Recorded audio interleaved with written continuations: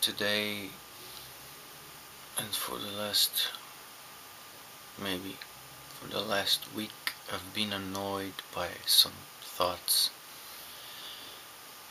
and it was a situation that happened that triggered the same feelings I had when I realized the trap that I was in.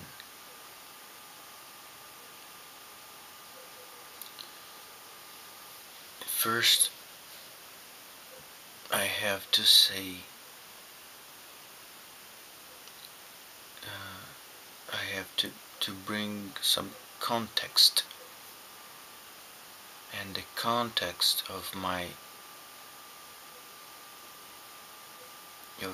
thoughts, of my thinking is the fact that the narcissist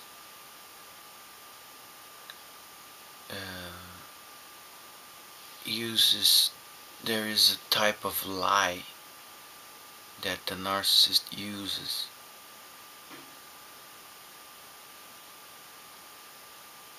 to make single people fall in love with him, and then when the truth comes, that single person, a man or a woman, because it's already in love with the narcissist, cannot let go of the relationship and begins to accept degrading circumstances, like being another, lover. And I know this is very common, and it happened to me. I fell in this trap, and I read on the internet it happens to many people, and it's described in websites, which is the lie, the tactic that many narcissists employ, that they begin to seduce you. You develop an emotional connection, and the narcissist is lying, but you don't know that he's lying. The narcissist is omitting information from you, which is very important for any relationship, and especially for you, for your own best interests. And then suddenly the nuclear bomb comes. Boom! The narcissist tells you, I am married.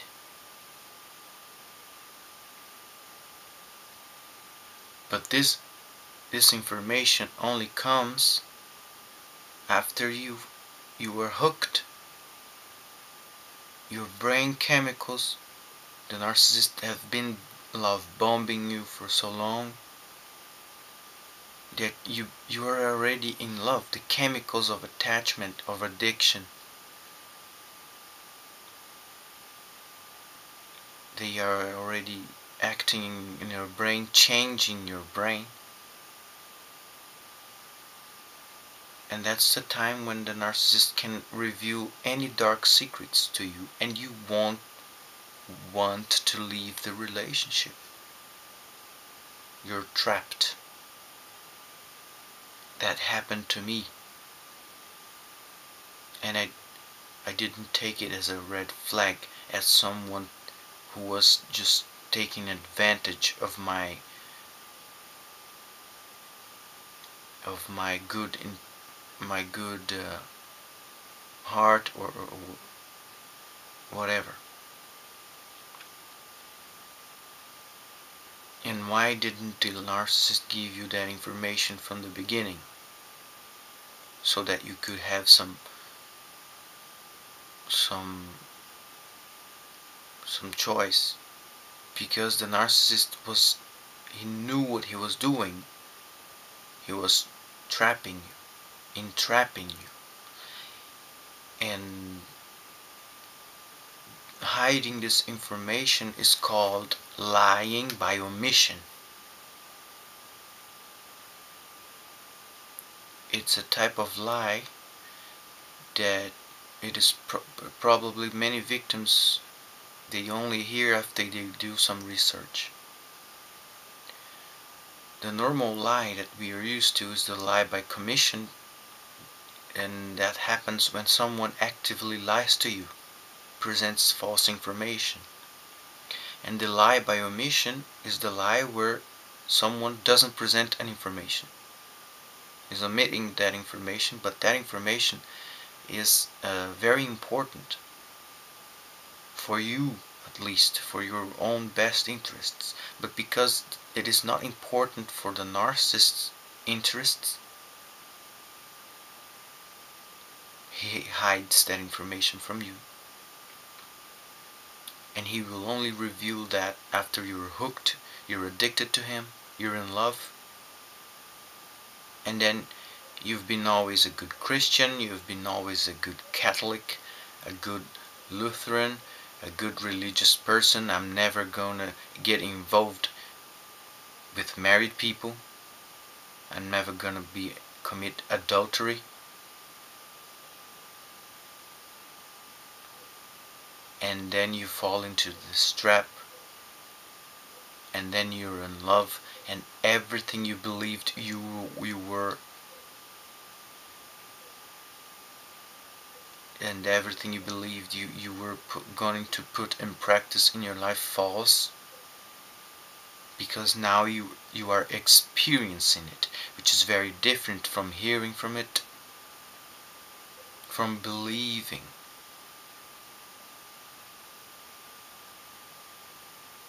I believed I was not going to get involved with married people. But until you experienced it in your skin, in your heart, in your brain, you're going to understand it's not so easy like this. No religious teaching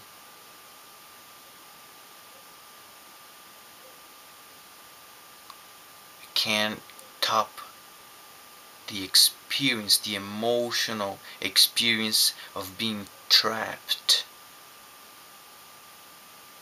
And then it's not like you are being a bad person. It's that you like that person who admitted that he was married. You really, that person acquired a special place in your heart. That person is tender. That person treated you very well. You love the person's body. You love the person's spirit. And every tiny bit of the person you begin to love, to like. You like the person's hair, the person's skin color, the person's voice, the person's attitudes, the person's thoughts, even the person's defects, the person's shortcomings. You love it. You start to love it. And it's not easy to let go after the person reveals, I cannot have a relationship with you because I'm married. It's not easy. You're going to remember the religious teachings. You're not going to follow those teachings. You're not going to follow those teachings. Why? Because the church failed to teach you about mentally ill people. But that's another story. That's another story that maybe I'm going to talk someday. And now you're completely defenseless, unprepared to deal with this spiritual dilemma. And the narcissist comes really fast. He doesn't give you time to think. He attacks you in the area where he can seduce you more, which is your emotions. Your emotions. If the narcissist gives you time to think, he knows he's gonna lose you because you're gonna start thinking about the religious teachings. But if he attacks you on your emotions, you're not gonna have a chance. And one thing that annoyed me a lot was this kind of situation where a person who has a boyfriend or who is married starts to hit on you, on me, who are single. If you are a single woman, if you are a single guy, you know, and it happened a week ago, and I was very disgusted and annoyed. And I am now very disgusted and annoyed by people who have boyfriends and start hitting on single people. And I wanted to address this issue now. And I want to tell you, if all the single people who are watching this, what is in your best interest to do? Don't let your emotions guide you. There will be other opportunities to open your emotions to somebody else who is also single. And it's going to be very healthy, and it will give you peace, but most importantly, it will compensate in the end. It will be rewarding in the end. So I went to another town, another small town, a week ago,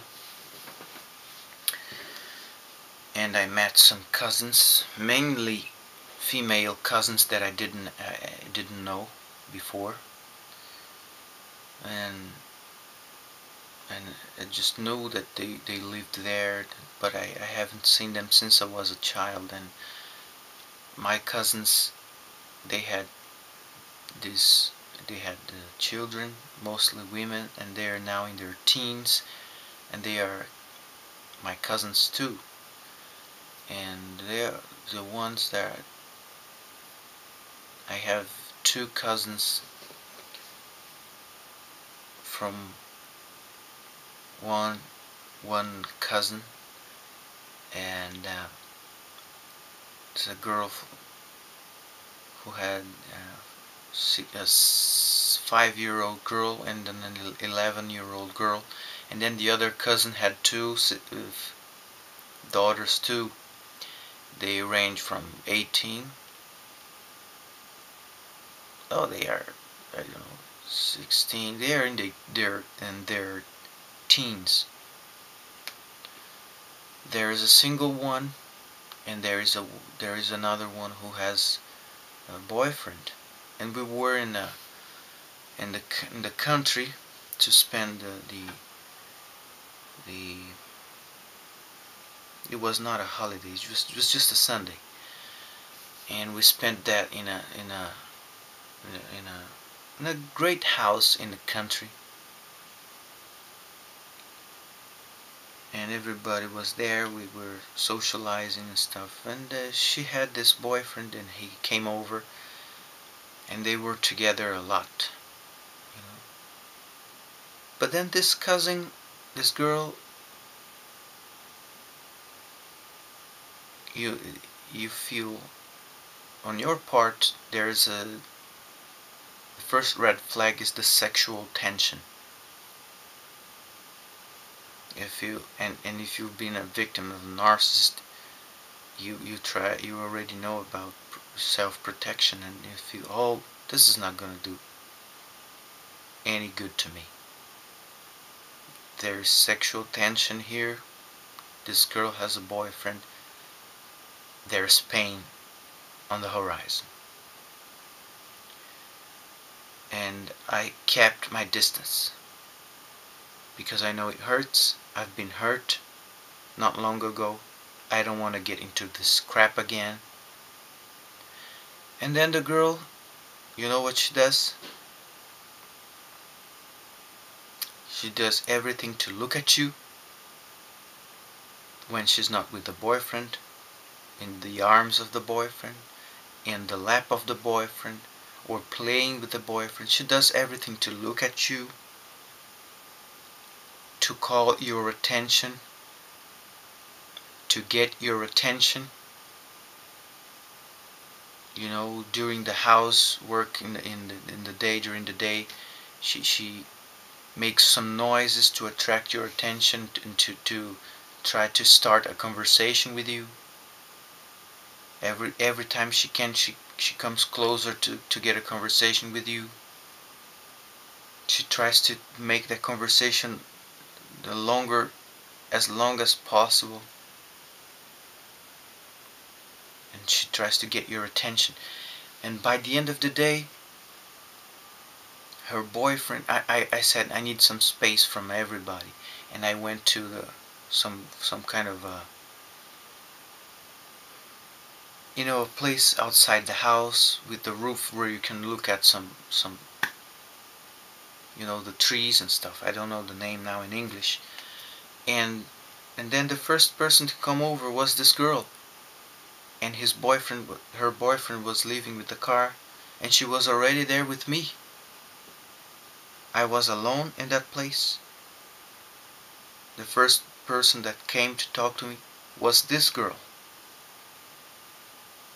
And you see the signs of maybe conscious or unconscious sexual attraction. I saw that. After you've been a victim of narcissistic abuse, you take into consideration the tiniest signals. The girl, in the case of me being a man, the girl fixes her her dress or whatever she's wearing, and her hands touch her breasts and calling attention to her breasts. That happened to me. The girl shows her armpits. That is an unconscious movement so that the woman can liberate pheromones in the air, so that the woman can seduce and attract the male. Her armpits are also an erogenous zone. That happened to me too at that moment with this girl.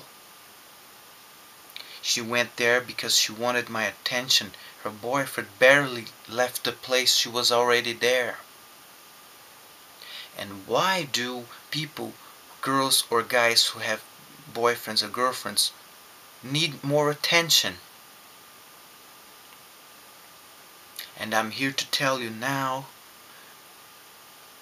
that if you are single like me, a single man or a single woman, and some person who has a boyfriend or is married wants your attention, consider that a red flag. Consider that a toxic situation for you, and back off, walk away of the person's company. I gave only a little attention to that girl, and I already resent myself for giving that tiny little amount of attention. There is nothing good for you, especially if you've been a victim of narcissistic abuse, to give attention to somebody who has a boyfriend or a girlfriend, especially if there's sexual tension there. You also are attracted to that person. I'm not ashamed to say that I was attracted to that girl. And she was clearly sending unconscious attraction signals to me, exposing her neck, moving her hair, calling attention to her breasts.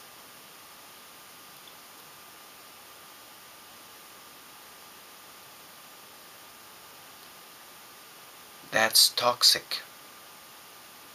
And a person who needs extra attention besides her boyfriend or her girlfriend is a red flag, because you don't know if that person is narcissistic or not, and chances are that she is. And I don't want to fall into the trap again. So I'm very annoyed by people with boyfriends and girlfriends who want my attention. I'm not gonna give my attention anymore. And my attitude, and I'm recommending you have the attitude of, you want attention, go to your boyfriend. You want attention, go to your girlfriend. I'm not gonna give attention to you. You already have a 24-hour slave to do whatever you want. I'm not a slave, especially to someone who's already in a relationship.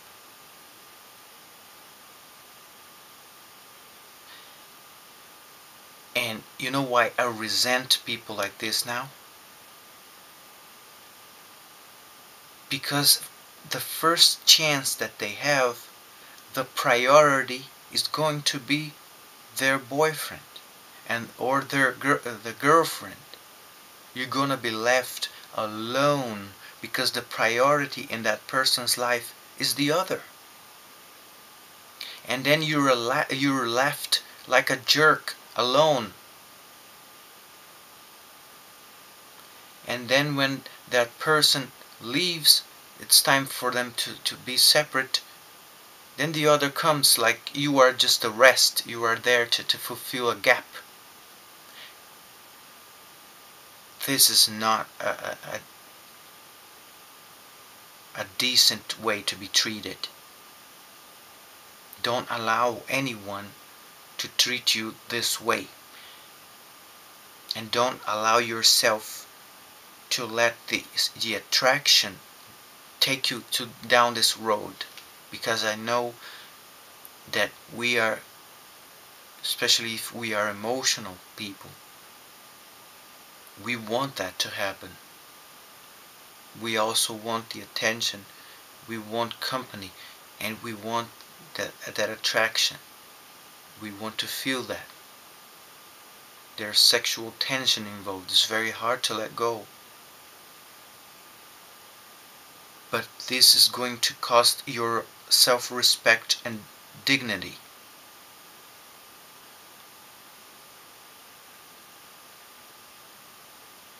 The first chance that the person has, you're gonna be left alone, and the person's gonna run to the arms of the boyfriend and the girlfriend.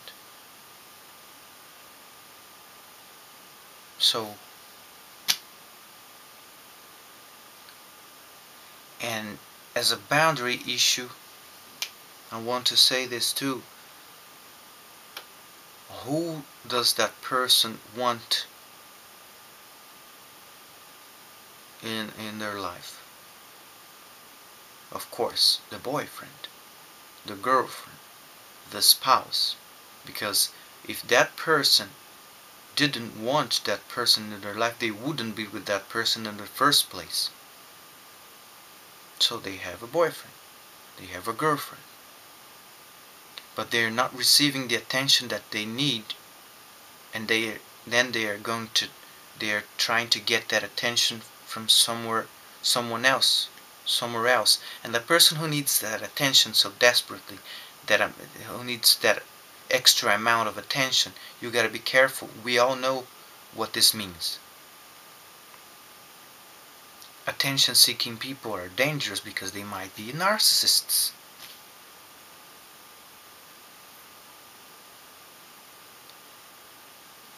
So if somebody who has a boyfriend or girlfriend comes to you for extra attention, Don't give it to the person. Walk away. Avoid spending the time with that person. Avoid it, even if there's sexual tension there. And if the person wants that specific boyfriend or girlfriend in their lives, what does that mean? That means that the priority is going to be that person. What the person wants is the priority in their lives.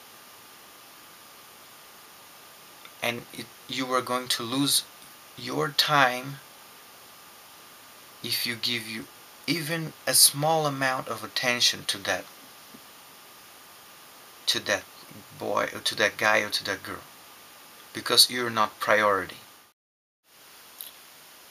There is also an imbalance by definition in a relationship between a single person and a person with a boyfriend and a girlfriend or a spouse. And the by definition, any relationship other than a superficial one that a single person have with this kind of people is not marked by mutuality, but it's marked by an imbalance where the person with the boyfriend or the spouse or the girlfriend is the one who's extracting the most benefits and the greatest ego boost, while the single person could be using his time in searching for his own happiness, for more happy activities, for peaceful activities,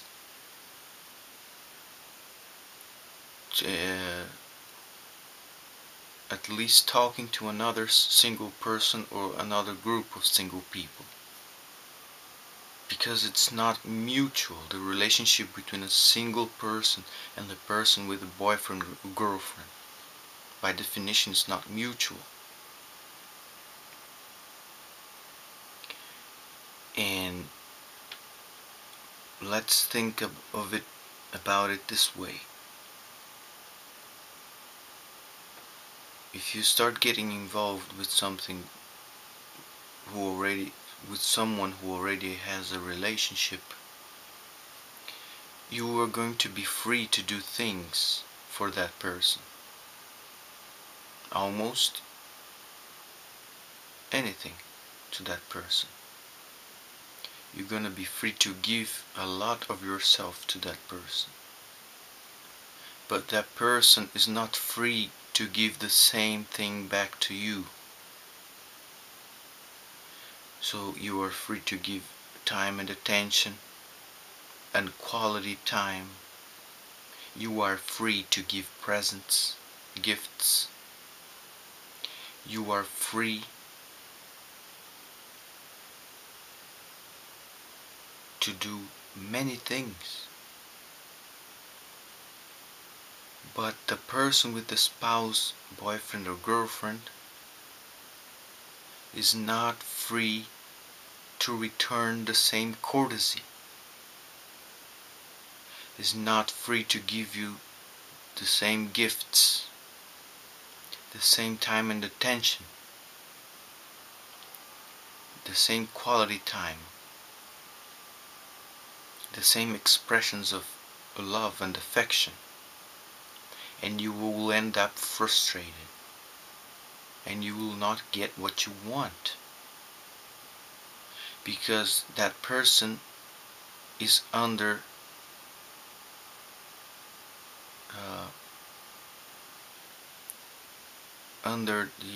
the risk of getting caught by the spouse, by the boyfriend or the girlfriend, getting caught and suffering the consequences of that present or that time, that attention that she was giving to you. So she has a lot to lose by giving you what you need. Never forget this, that a person with a girlfriend or a boyfriend has a lot to lose by giving you affection. And you have nothing to lose by giving that person affection. So it is not mutual. And by definition, you are not going to get what you need.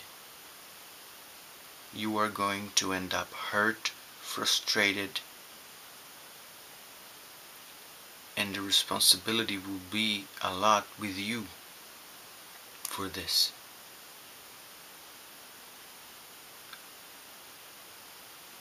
So you have to set boundaries on yourself,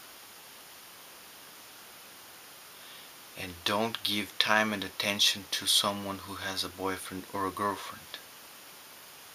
And don't feel sorry for that person. Be sorry for yourself. Because one, that person has the boyfriend or the girlfriend to run to for time and attention. That person has friends. If she's a girl, she has other friends, female friends.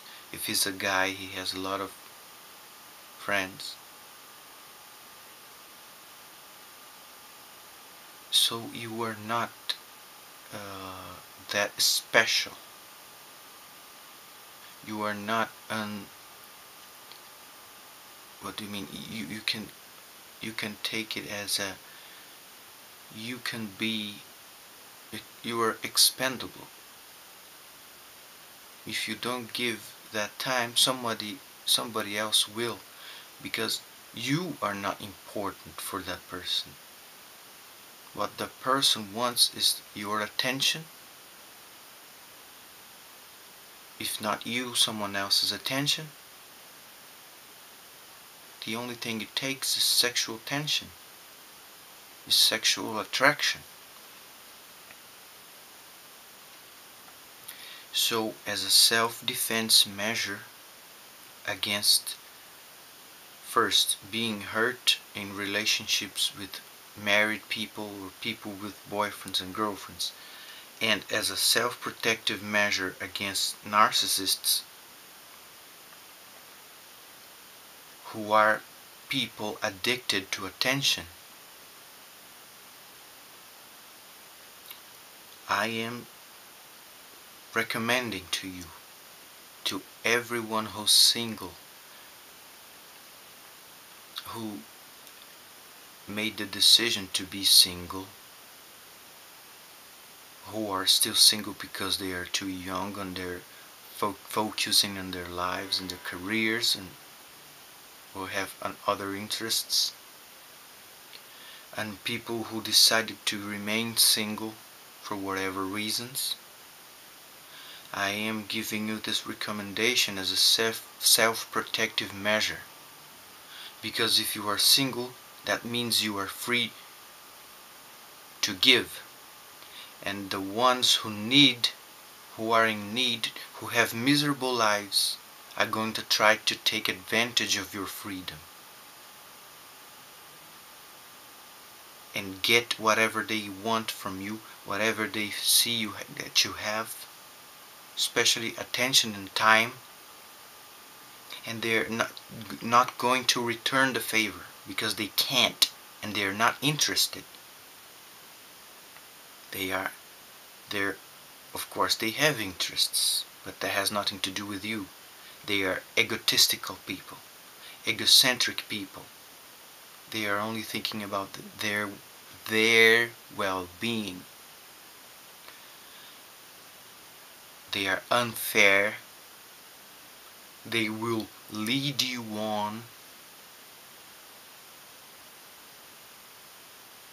They will take your time, rob you of precious hours that you could spend just looking at the sky, looking at nature, going for a walk, or even meeting somebody else who's also single and is free to give you love.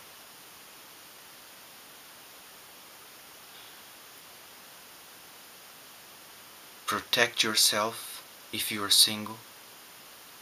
If you if you if you are extra sensitive, if you consider yourself an emotional person, a person who gets attached very easily to the ones you consider important in your life, be careful with people with spouses, with married people, or people who are just living together, which is the same as a marriage. Don't let anyone use that excuse, oh, I'm not married, but I'm living together with someone else. Legally, at least here in Brazil, that is considered a marriage. Alright. Don't let married people use your time, because it is going to be a time that you will throw away. There is not gonna be any rewards for you in the long term. The relationship will have no value. You will learn nothing valuable from that relationship. You will feel like a stupid person for being hurt like this in the end.